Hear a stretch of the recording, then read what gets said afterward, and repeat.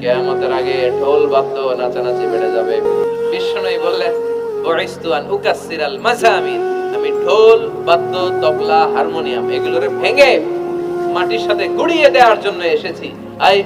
ওই নবীর উম্মতকে বাজারে ঢোল বাজারে বাঁশি। এজন্য এই মিউজিক্যাল ইনস্ট্রুমেন্ট থেকে দূরে থাকতে হবে, এগুলো অন্তরে নেফাকি তৈরি করে।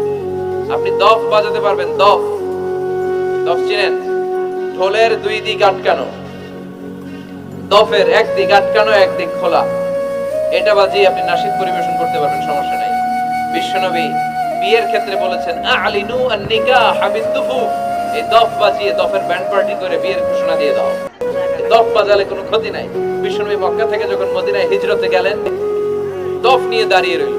বিশ্বনবী সাইয়েদনা আবু বকরকে নিয়ে আগমন করলেন, ওরা তালা আল বাদরু আলাইনা বলে বিশ্বনবীর ওয়েলকাম জানালো। সুবহানাল্লাহ। আওয়াজ করে আমার সাথে পড়েন কোরআন এন্ড সুন্নাহ।